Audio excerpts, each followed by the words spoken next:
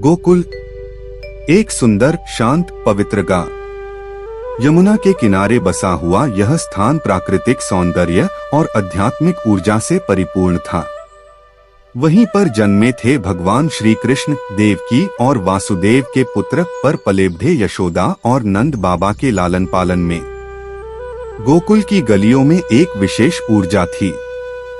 हर कोई कृष्ण को जानता था, पर कोई भी यह नहीं समझ पाता था कि वो वास्तव में कौन है।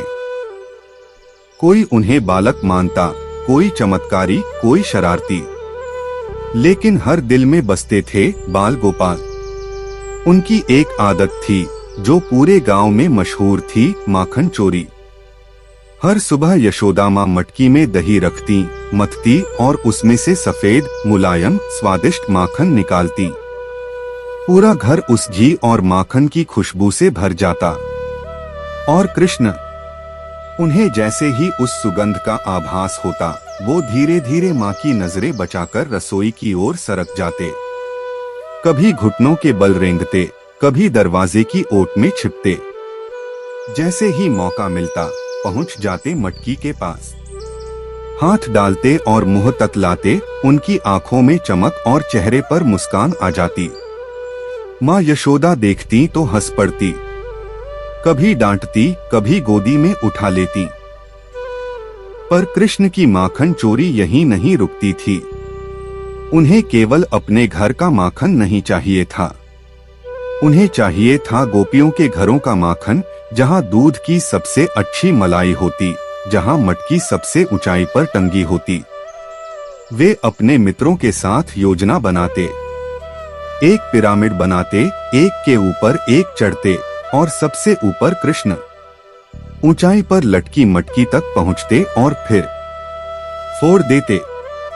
माखन नीचे गिरता, बालक चिल्लाते, जय कन्हैया लाल की, और वहां से भाग निकलते। गोपियां बहुत परेशान थीं। उनके घरों की दीवारें माखन से लथपथ, जमीन पर मटकी के टुकड़े और दरवाजों पर नन्हे नन्हे पाव के निशान। एक दिन उन्होंने ठान लिया, अब बस। सब गोपियां एकत्रित होकर यशोदा मैया के पास पहुंची।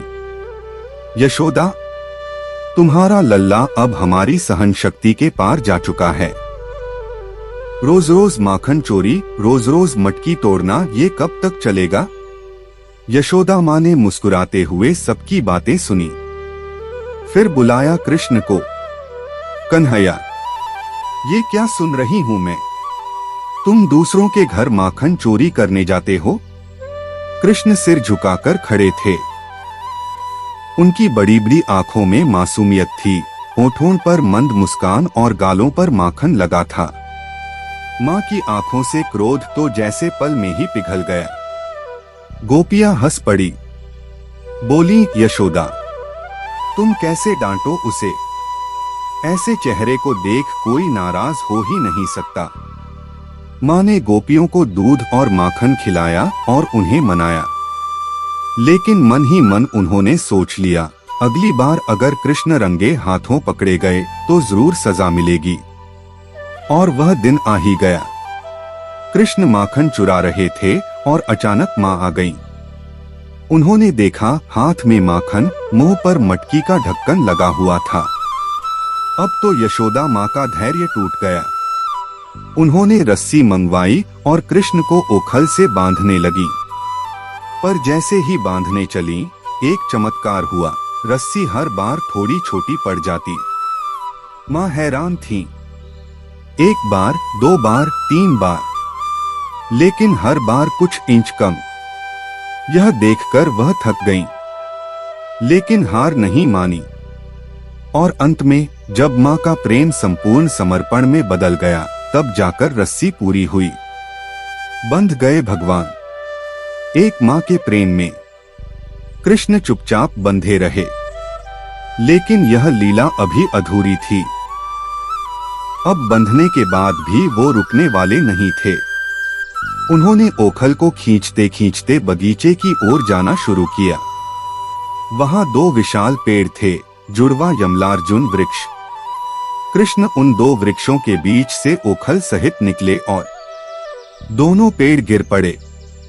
धरती कांप गई, पक्षी उड़ गए और उन्हीं पेड़ों से निकले दो दिव्य पुरुष तेजमय प्रकाशमय हाथ जोड़े खड़े थे। वे बोले, प्रभु, हम दो कुबेर पुत्र हैं। एक ऋषि के श्राप से इन वृक्षों में बंधे थे। आपने हमें मोक्ष दिया। हमें यह सौभाग्य मिला कि स्वयं नारायण ने हमें छूकर हमारे पाप हर लिए। कृष्ण मुस्कुराए, कुछ नहीं बोले। दिव्य पुरुष प्रणाम करके आकाश की ओर प्रस्थान कर गए। यशोदा माँ भागती हुई आईं। देखा, कृष्ण धरती पर बैठे हैं, मुस्कुरा रहे हैं और ओखल अब भी पीछे पड़ा है। माँ ने उन्हें गले से लगाया। उन्हें नहीं समझ आ रहा था क्या वह उनका लल्ला है या स्वयं भगवान। लेकिन माँ का प्रेम सशर्त नहीं होता। उनके लिए कृष्ण आज भी वही थे, नटखट प्यारे बालक। वो कृष्ण जो माखन चुराता था लेकिन बदले में हृदयों से दोहक चुरा लेता था। वो कृष्ण जो मटकी फोड़ता था लेकिन विश्वास जोड़ता था। वो कृष्ण जो पेड़ गिराता था लेकिन पाप हरता था। और यही है श्री कृष्ण की लीला, हर क्रिया में, हर खेल में छुपा हुआ एक गहरा संदेश। जय श्री कृष्ण। अगली लीला तक नमस्कार।